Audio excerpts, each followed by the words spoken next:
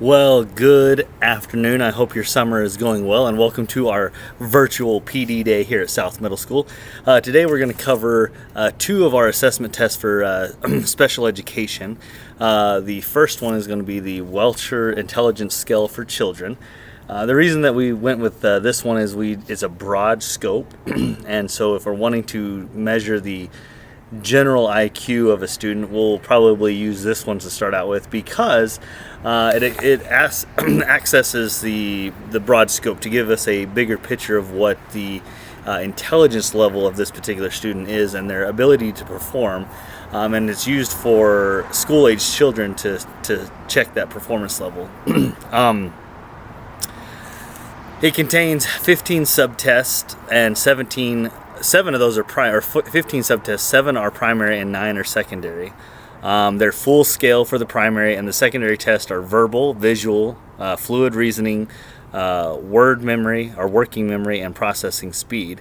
There is a Spanish version of this test, and this one is used to just get, like I said, a broad scope of their intellect level, not really where they're at as far as academic learning capability, just where they're at. We want to see where they're at first. And this one is, I would say, would be the first one that we would use to gauge their intellect and see kind of where they're at. Like I said, there's a Spanish version. And the second one that we would use would be the Woodcock-Johnson number 4. It's a normative reference test, and it's a tool that would be used to provide information about their reading, their mathematics, written language, and academic knowledge.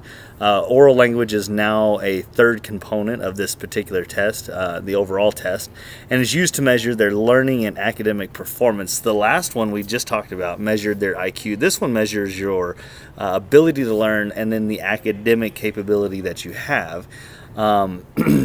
There are 3 forms to the test. There's an A form, a B form.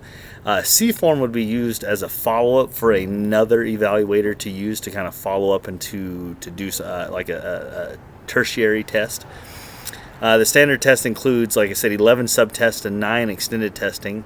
There is a special version, or Spanish version of this particular test, but you still need to have the capability to read and write in English. For most of these particular tests, there is a Spanish version, but the ability to read and write is a big one on this particular test.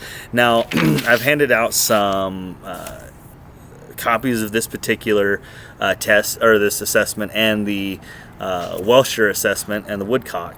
Now, what I want you to do is kind of go through there. If you have any questions, go ahead and write those down, and we will come back after lunch and we will dig a little deeper into both of these. I wanted to give you a broad scope. If you haven't, and this will give you a chance to look at these two and to ask any questions if you have them.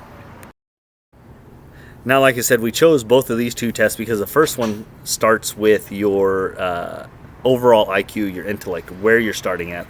And the second test, the Woodcock, actually addresses your ability to learn, because we all know you can have a high IQ and maybe your ability to learn is different from everybody else's, or the other way around. You can have a lower IQ, but your ability to learn is great. You just maybe have trouble retaining it, or you maybe have trouble understanding the information to translate that into like a test or written work or whatever. So one measures your intellect, where are you at, and one measures your ability to perceive and to learn and your performance on that. So these were two different tools that I would suggest we look more into and dig a little deeper as South Middle School, and we would use these. These are very common tests. They are nationwide. Everybody uses these things. So this is something that we would work to dig a little deeper on, so we have a better understanding as evaluators and teachers to and be able to administer these tests and help our special ed teams with these particular tests.